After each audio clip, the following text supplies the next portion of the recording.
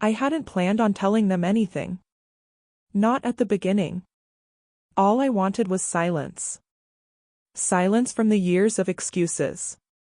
Silence from the empty promises. Silence from the way they could meet my eyes while treating me like some financial burden. But the second my sister's face lit up on my screen, her perfect little smile frozen mid-shout because the Wi-Fi couldn't keep up with how loudly she was yelling, that was when it hit me. They were never quiet with me. They were only quiet about the things they didn't want me digging into. It had all kicked off 3 days earlier, mid-flight, champagne sweating down the glass as Tokyo's lights rose like circuitry beneath the clouds. I remember staring out the window, half numb, half simmering, replaying my last conversation with my family word for word. "Your birthday again?" my mother had asked, like I'd picked the date out of thin air. "Honey, we can't afford anything big right now. Maybe next year." Next year. The same line they'd fed me for 20 straight years. Meanwhile, my sister, 5 years younger, always delicate, always trying so hard, had just gotten a backyard concert with a live band that cost more than my rent. I didn't argue. I never did. That was my mistake.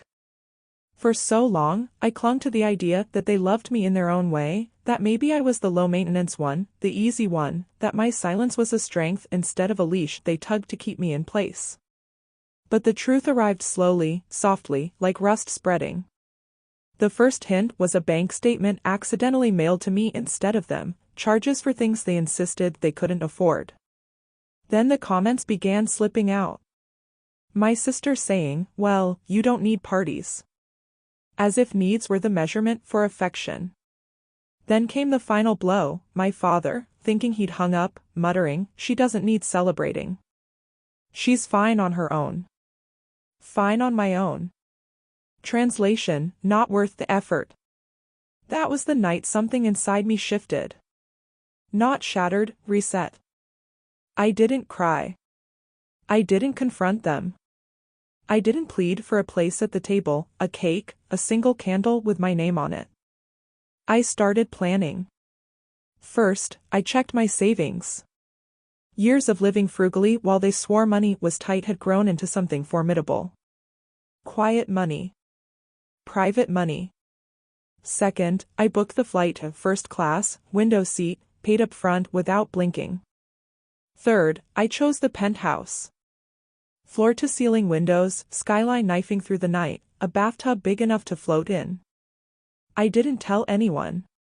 I'd finally learned that silence becomes a weapon the moment you choose where to aim it. When I landed in Tokyo, the city greeted me like I was long overdue. Even the neon felt personal. I spent the first night barefoot on marble floors, watching the Shibuya lights pulse like something I'd synced my heartbeat to. Then I posted the photo, just one, the view from the penthouse, the city stretching endlessly below. No caption, just my initials. The reaction was instant. My phone exploded with notifications, first my mother, then my father, then my sister's frantic calls.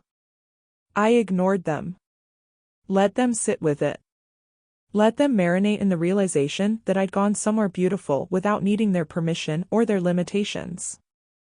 It wasn't until the 7th missed call from my sister that I finally picked up. She skipped hello entirely. She dove straight into outrage. "Why didn't you tell us you were going somewhere?